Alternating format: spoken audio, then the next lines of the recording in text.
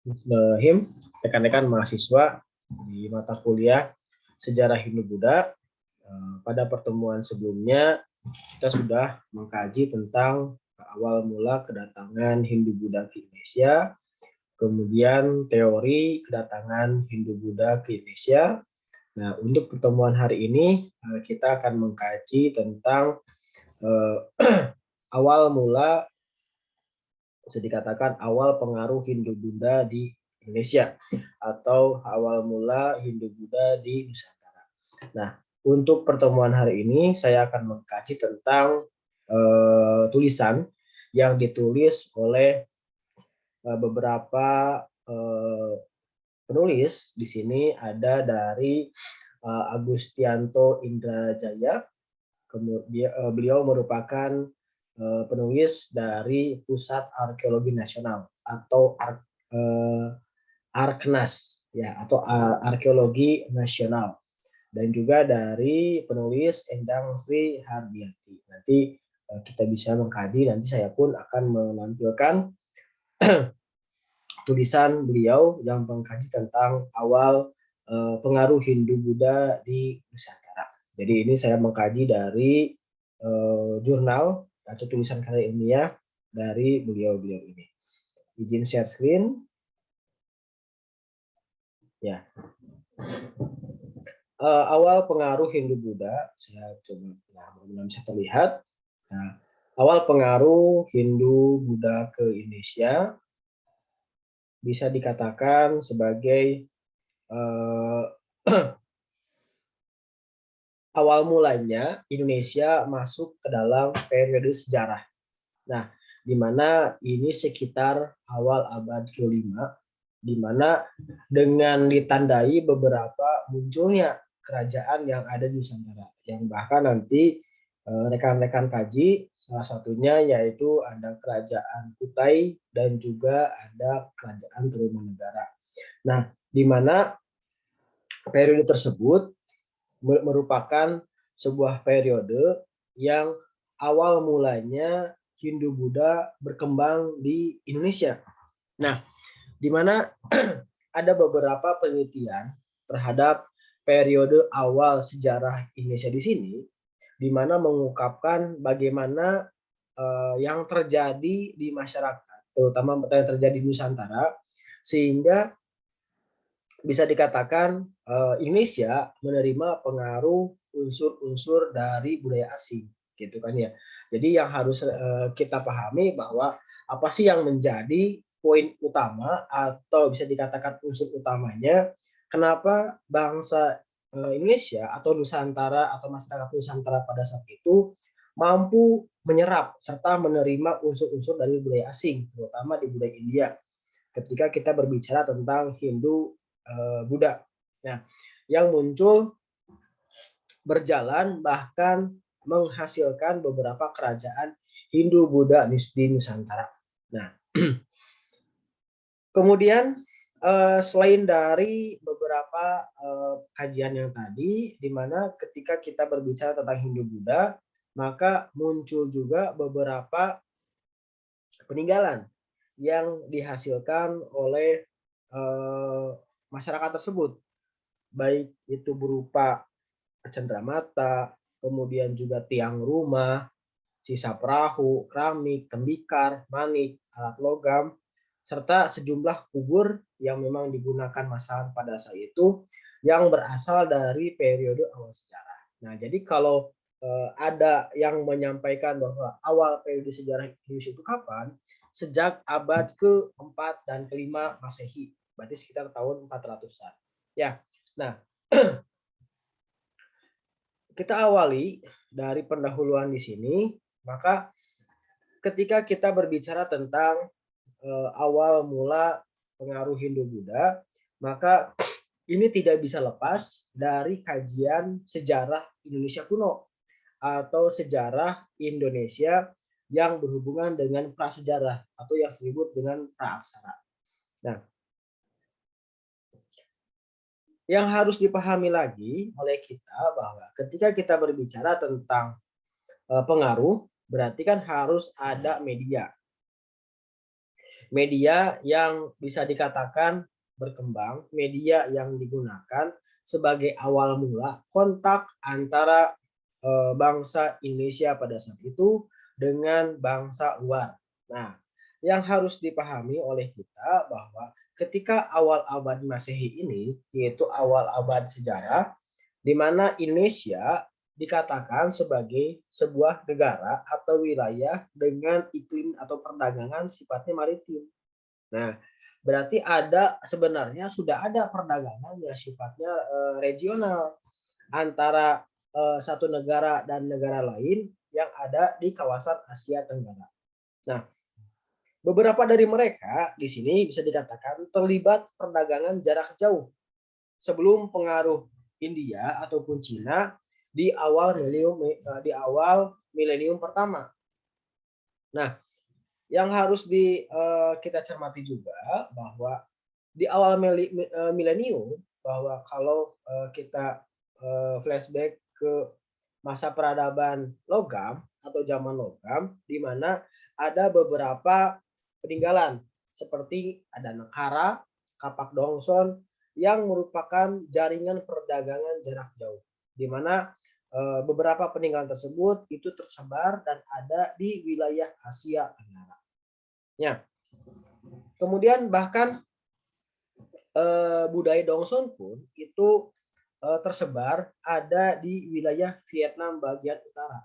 Nah, berarti secara tidak langsung bahwa budaya logam di sini memang sudah tersebar di beberapa wilayah Asia Tenggara. Nah, kemudian kita lanjutkan. Nah, dapat dikatakan bahwa di Nusantara pada awal milenium di sini pertama menunjukkan perkembangan kebudayaan paleometalik atau kebudayaan logam tua. Nah, di mana ciri-cirinya kebudayaan logam tua di sini berpengaruh atau berdasarkan pada pengembangan pertanian persawahan dan pengembangan sistem kepercayaan pemujaan roh nenek moyang. Jadi logam dijadikan sebagai media dalam usaha memenuhi kebutuhan hidup mereka, terutama di bidang ekonomi yaitu pertanian dan persawahan, serta bidangnya bidang kepercayaan. Nah, kemudian apa sih yang ditemukan? Yang ditemukan pada awal Masehi sampai sebelum kedatangan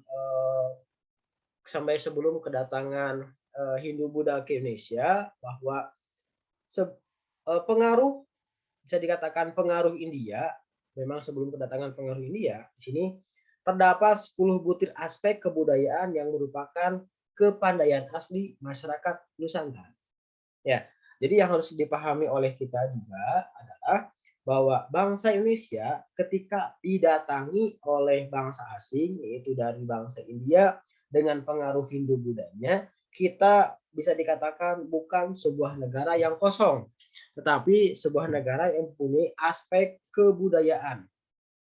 Nah, seperti ada wayang atau disebut dengan permainan dengan siluet dan boneka. Berarti wayang di sini kalau yang harus dipahami oleh kita, dicermati oleh kita, bahwa wayang di sini bukan berarti wayang yang full set ya, bukan ya. Tetapi wayangnya yang berbayang, karena sebenarnya wayang itu diambil dari kata bayangan, bayang, ngebayang, gitu kan ya. Atau dari siluet.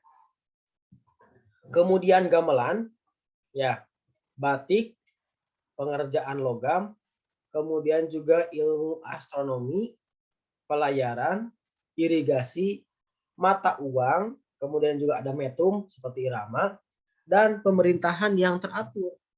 Gitu. Jadi sebenarnya bangsa Indonesia pada saat itu bisa dikatakan negara yang mempunyai peradaban, atau bukan peradaban ya, mempunyai kebudayaan yang asli dan memang bisa dikatakan merupakan ciri khas dari bangsa Indonesia berdasarkan pendapat dari Sulaiman. Di tahun 1986, di mana menyampaikan 10 butir aspek kebudayaan yang merupakan kepandaian asli dari masyarakat Nusantara. Ya. Kemudian ada pendapat lain dari Brandis, di mana bukan hal yang mengherankan jika masyarakat Indonesia itu sudah aktif dalam perdagangan maritim karena mampu melakukan pelayaran dengan perahu bercadik. Nah, perahu bercadik di sini adalah sebagai salah satu ciri khas dari perahu dari negara-negara yang negara dengan berdasarkan pada kemaritiman. Salah satunya Indonesia. Jadi kalau rekan-rekan umpamanya pergi ke Pangandaran atau daerah lain di tepi pantai, itu ciri khasnya adalah dengan perahu bercadik atau perahu yang mempunyai sayap di sebelah kanan dan juga sebelah kirinya. Nah, kemudian ketika kita berbicara tentang peninggalan yang sifatnya tulisan, memang kita bisa dikatakan tidak begitu banyak. Nah, kenapa? Karena berdasarkan pada sumber-sumber dari sastra asing menyebutkan bahwa bangsa Indonesia pada saat itu dalam pengenalan tulisannya itu mempunyai sumber yang sangat minim sekali. Kenapa? Karena bangsa Indonesia pada saat itu lebih banyak mengembangkan aspek oral, ya, atau aspek dari cerita ke cerita. Nah, kemudian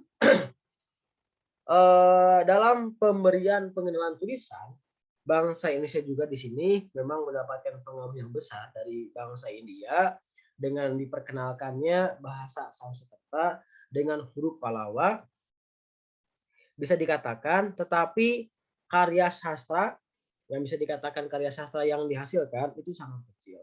Dan bahkan bisa dikatakan kalau rekan-rekan secara analogi, sebelum orang menulis di batu atau bisa dikatakan dengan nulis prasasti, berarti minimalnya orang itu harus bisa dulu menulis di media lain. Jadi bisa dikatakan atau bisa diprediksikan bahwa sebenarnya bangsa Indonesia di sini banyak sumber tulisan, tetapi karena media yang digunakan oleh masyarakat pada saat itu mudah sekali rusak, sehingga tidak bisa bertahan lama.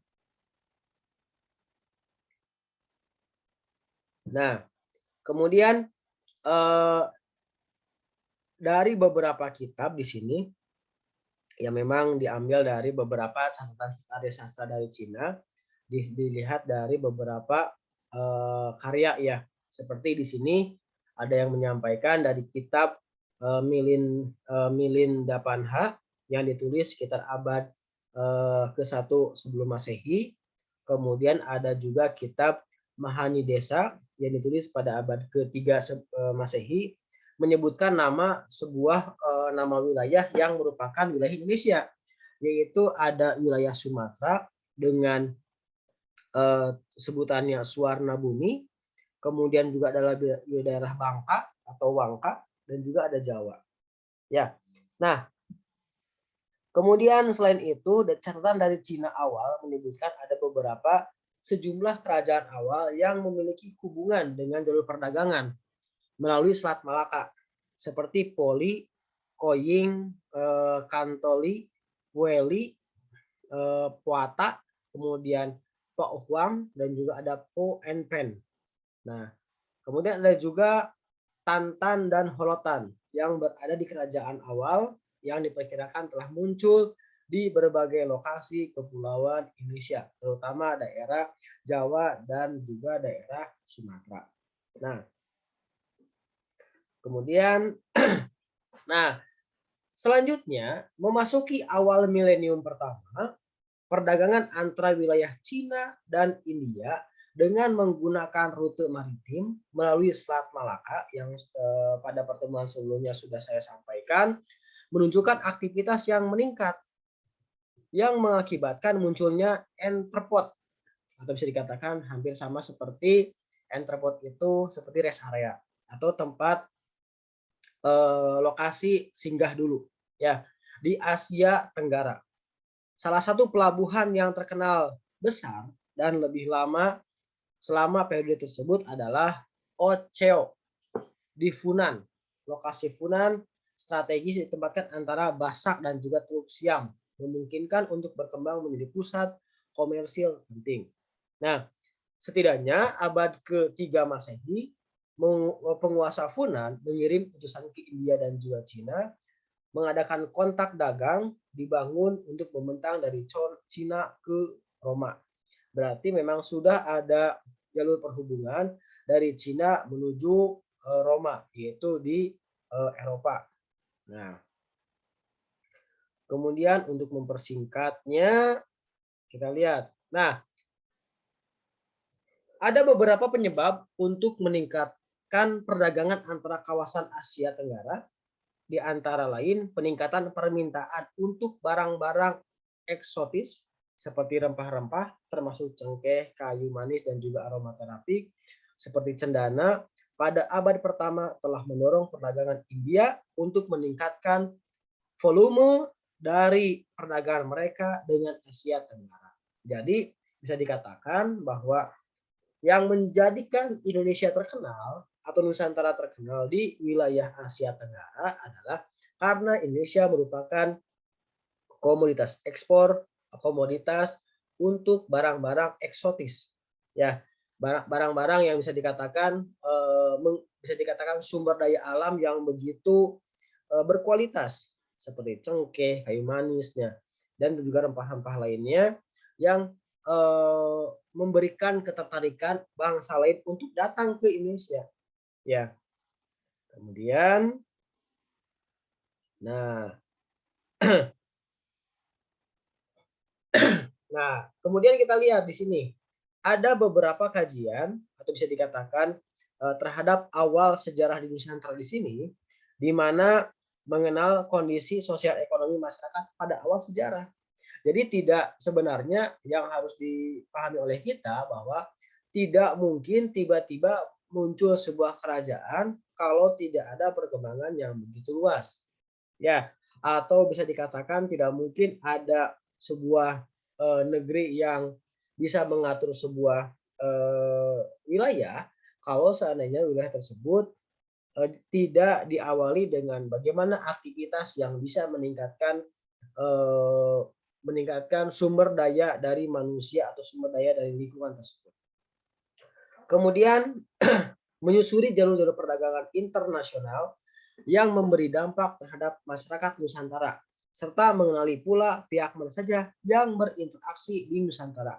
Sehingga pengaruh Hindu-Buddha di Indonesia itu mulai muncul, bahkan menjadi bagian dari Indonesia. Nah, kemudian mengenal jenis-jenis komoditas yang diperdagangkan, kemudian merekonstruksi kembali kondisi ekologi situs-situs awal sejarah. Nah, ini yang memang menjadi kajian kita di hari ini adalah ada 4, yaitu bagaimana kondisi sosial ekonomi masyarakat pada awal sejarah, pada awal masa sejarah. Yang keduanya bagaimana menyusuri jalur perdagangan, kemudian jenis-jenis komoditasnya, serta merekonstruksi kembali kondisi ekologi situs-situs awal sejarah di Indonesia. Nah, kita lihat pembahasannya. Nah, pembahasannya yang pertama adalah kondisi sosial ekonominya. Bagaimana kondisi sosial ekonominya? Nah, kita lihat di sini bahwa beberapa peninggalan situs-situs di sini memang ada beberapa situs yang menjadikan jalur perdagangan atau jalur lalu lintas dari dari awal kedatangan Hindu-Buddha ke Indonesia. Nah, yang pertama ada yang disebut dengan situs Karang Agung, di mana situs ini terletak di kawasan Kecamatan Bayung Lincing, Kabupaten Banyuasin, di mana penelitian dilakukan oleh Balai Arkeologi di sini di tahun 2000 telah menemukan sebanyak 26 lokasi yang berada di Desa Mulia Agung, Karya Mukti, Karangmukti, Sari Agung, Sukajadi. Nah, kita lihat di sini nih. Kalau terlalu besar, saya kecilkan dulu. Nah, kita lihat yang merah ini. Nah, yang merah merupakan jalur utama dari Cina. Nah, dari Cina kemudian menuju ke India. Sedangkan kalau yang kecil ini merupakan jalur terhubung. Nah, jadi kalau rekan-rekan bisa lihat bahwa di sini bagaimana sebuah negara bisa terhubung antara satu wilayah dengan wilayah yang lain dengan atau melalui maritim, melalui jalur perdagangan. Jadi apa yang menjadikan faktor utama kenapa Hindu Buddha bisa hadir ke Indonesia atau bagaimana Hindu Buddha bisa datang ke Indonesia? Pertama dari sudut pandang bangsa Indonesia pada saat itu yang sifatnya terbuka. Ya, terbuka terhadap pengaruh yang ada, pengaruh baru, bahkan pengaruh yang bisa meningkatkan kualitas mereka. Nah, yang kedua adalah bagaimana intensitasnya antara Cina ke India, di mana India merupakan awal mula kelahiran atau bisa dikatakan negara kelahiran kepercayaan Hindu dan Buddha. Ya, di mana pada saat itu orang bisa dikatakan orang India dominannya menganut kepercayaan Hindu, bahkan ada beberapa yang dalam beberapa kesempatan mereka singgah, mereka tinggal, kemudian mereka hidup bersama dengan masyarakat yang mereka temui. Nah, titik-titik yang bisa rekan-rekan lihat, nah saya beri tanda. Nah, ini ada Dongson, kemudian Liyi, kemudian ada Poce, ada Funan. Nah, nah ini tanda-tandanya yang saya beri tanda. Ini merupakan kantong-kantong yang digunakan untuk persinggahan atau putih, ya, atau bisa atau disebut dengan rest areanya para pedagang pada saat itu. Jadi wilayah-wilayah pelabuhan yang dijadikan sebagai tempat persinggahan mereka itu bisa bertahan dan bahkan bisa berdampak kepada semua masyarakat pada saat itu.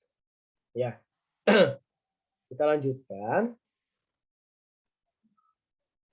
Kita lihat, saya pilih saja. Kemudian ada situs air sugihan juga ada. Nah, situs Batu Jaya juga ada. Foto sejarah. Nah, ini berbicara tentang Tembikar Bumi juga ada.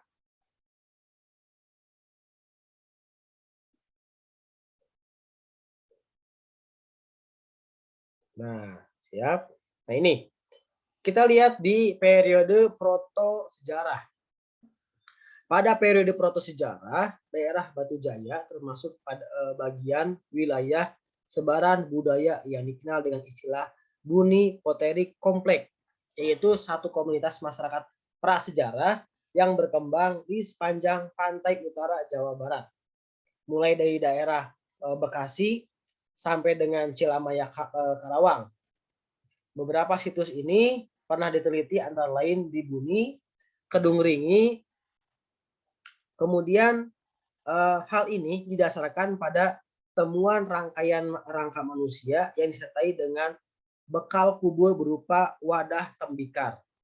Nah, wadah tembikar yang paling dominan adalah periuk kecil, kendil berdiameter 10 sampai dengan 15 cm, serta tutupnya. Piring dengan bibir tepian tegak dan mangkuk. Wadah-wadah ini diletakkan di bagian kepala untuk bagian kaki dari rangka.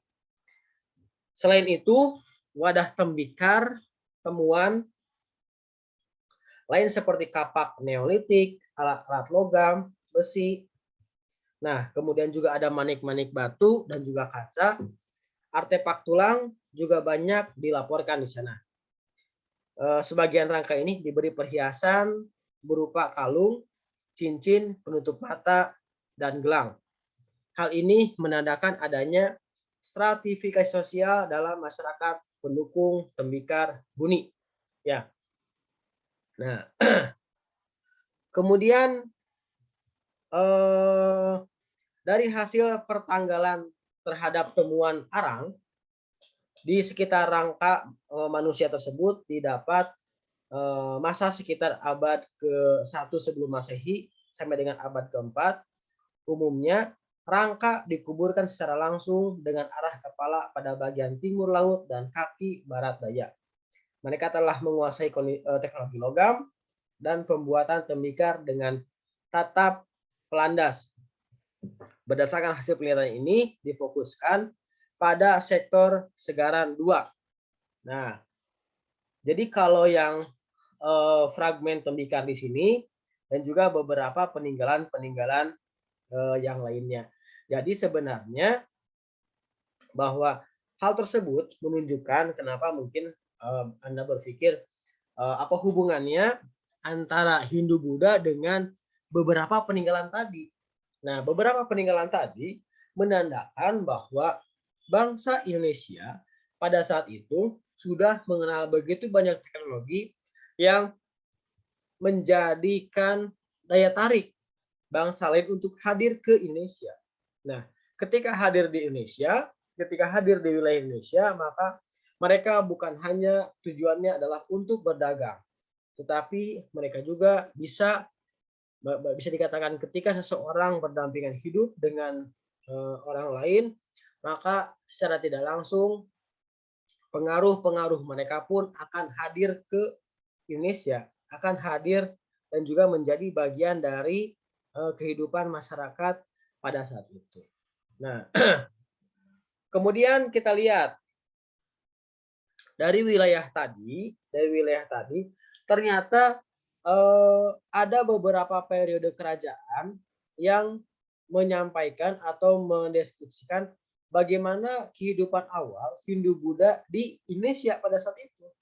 Ya, yang pertama mungkin saya akan menyampaikan hanya satu periode saja, yaitu yang pertama ada periode Tarumanegara, di mana periode kerajaan Tarumanegara muncul sekitar abad kelima yang ditandai oleh kehadiran 7 prasasti batu ditemukan di daerah sekitar Jawa Barat. Di sini, namun kapan tepatnya kerajaan ini berdiri belum ditemukan sampai dengan sekarang. Ya, dari hasil pengamatan berdasarkan pada Candi Blandongan, di mana beberapa sektor lainnya diketahui bahwa pembangunan tahap pertama kompleks candi ini telah dimulai setidaknya dari masa Tarumanegara, yaitu abad ke-5 sampai dengan ke-7 Masehi. Nah, salah satu temuan yang paling menarik adalah ditemukannya Voti tablet Buddha yang sejaman dengan Voti tablet pada periode Dwarawati sekitar 6 sampai dengan 7 Masehi. Nah, namun pembangunan kompleks candi bersifat Buddhistik hanya terkonsentrasi di daerah Batu Jaya saja. Sedangkan beberapa di daerah lokasi lainnya itu seperti ada Wisnawa dan juga Swaiswa itu lebih berkembang.